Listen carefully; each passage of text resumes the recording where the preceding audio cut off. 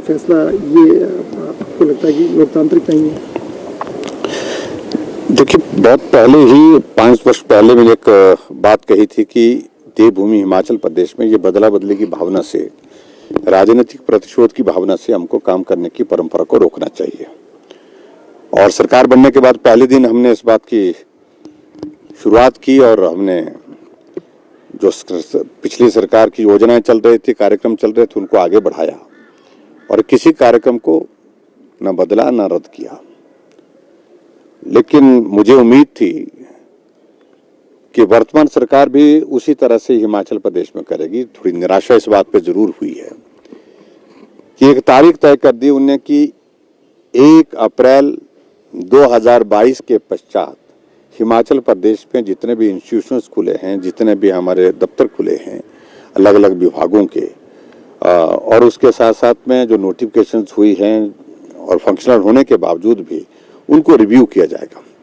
जहां तक रिव्यू करने की बात है उसमें समझता हूं मैं, चलो उसमें उचित है, रिव्यू करने का अधिकार सरकार के पास। लेकिन जो इंस्टीट्यूशन, जो दफ्तर खोलने के बाद, जो ऑफिस खोलने के बाद फंक्शनल हो गए, बीडीओ ने वर्किंग शुरू कर दी, तहसीलदार ने काम शुरू कर दिया, एसडीएम ने वहां पर पूरी जो है वो ऑफिस की कार्रवाई शुरू कर दी है, एससी एक्शन सब अपने अपने काम करके वहां दफ्तर में जो एक व्यवस्थित ढंग से सारी चीजों को चला रहे हैं, उनके बारे में इस प्रकार से रिव्यू करना, रिव्यू करने के बाद उनको रद्द करने की बात करना, ये बहुत दुर्भाग्यपूर्ण है।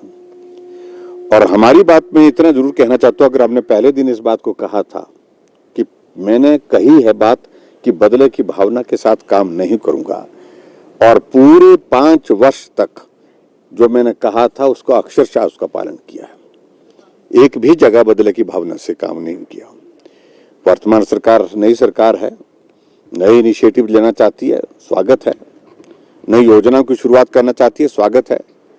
लेकिन जो चली हुई योजनाएं, चले हुए हमारे दफ्तर, हमारे ऑफिस और सारे इंस्टीट्यूशंस हैं, उनको बंद करने की भावना अगर मन में है तो स्वाभाविक रूप से एक बात बड़ी स्पष्ट हो जाती है कि सरकार बदले की भावना की दिशा में आगे बढ़ रही है। अभी तक संस्थान उनने रद्द किए नहीं है, अगर करेंगे तो निश्चित रूप से हमारे पास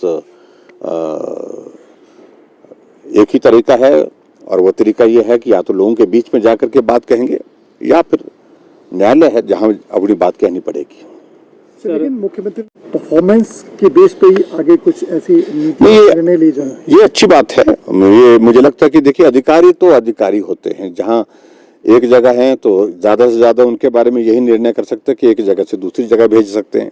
आखिरकार काम करने वाले लोग वही होते हैं, और हमने भी पुराने अधिकारियों से काम लिया है, और वर्तमान में जो अधिकारी जहां जहां पोस्टिंग है, ट्रांसफर उनकी की जा सकती है, वो एक नॉर्मल एक प्रोसेस होती है। लेकिन फिर भी उसके बावजूद अगर वहां पर उनने ऐसा कहा है कि हम उनको काम जो दिया गया है उस पर परफॉर्मेंस देखेंगे, मुझे लगता है कि ये अच्छा कदम है उनका, और काम करने का अवसर देना चाहिए अधिकारियों को।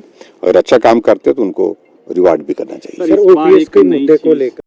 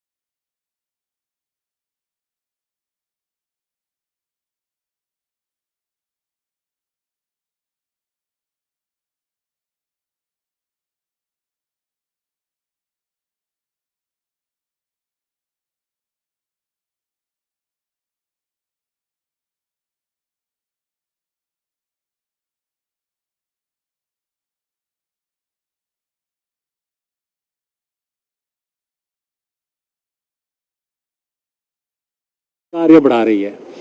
ये तो वही बात है ना कि मतलब 4 कदम चलने के बाद 4 कदम पीछे हो गए, इस तरह से एक तरक्की प्रक्रिया। मुझे नहीं लगता कि उससे प्रदेश की आर्थिकी को बहुत बड़ा कंट्रीब्यूशन हो पाएगा, लेकिन फिर भी उन्होंने निर्णय लिया, उस पर मैं कोई टिप्पणी नहीं करना चाह रहा हूँ। और परिस्थिति ऐसी आएगी, मेरे बारे में तो हमेशा सब लोग हेलीकॉप्टर का जिक्र करते रहे कि हेलीकॉप्टर में जाते हैं।